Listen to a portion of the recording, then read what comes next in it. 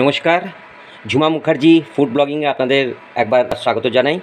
আজকে আমরা যে আইটেমটা নিয়ে আসছি ওইটা হচ্ছে ইলিশ।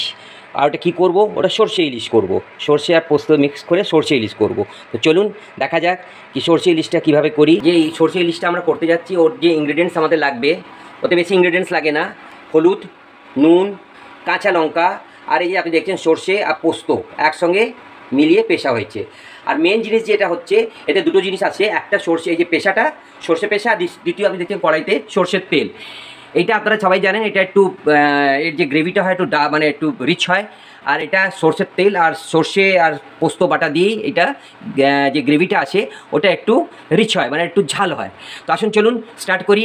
আচ্ছা, অনেক লোকেরা ইলিশ মাছ কাঁচাই সর্ষে ইলিশ বানাবার ইউজ করে, আর কিছু লোক এটা ভেজেও করে।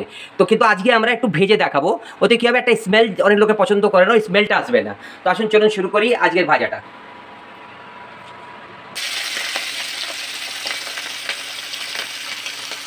স্লাইটলি একটু ভাজবো, বেশি ভাজবো না, মচমচে হয়ে গেলে খেতে ভালো লাগবে না। মাছটা ভাজা আমার হয়ে গেছে। এবার চলুন সর্ষে ইলিশের গ্রেভিটা তৈরি করি মশলা দিয়ে। চলুন আসুন দেখি কিভাবে মশলাটা তৈরি হয়। প্রথম দেখুন তেলটা গরম হয়ে গেছে, ওতে একটু দিয়ে দেবো পাঁচফোড়ন। এর সঙ্গে দুটো কাঁচা লঙ্কা দিয়ে দিলাম। এরপর আপনি দেখবেন ওই যে সর্ষে আর পোস্তটা পিষে রেখে দিয়েছি, ওইটাকে এর মধ্যে ঢেলে দিলাম। এইটা আপনারা এর সঙ্গে মিক্স করে দেবেন, গ্রেভিটা একটু লাইট হয়ে যাবে।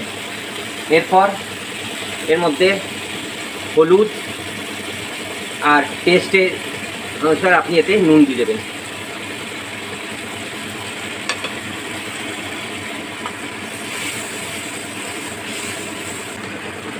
একটু হলুদ কম হয়েছিল, তো একটু হলুদ আরও দিলাম।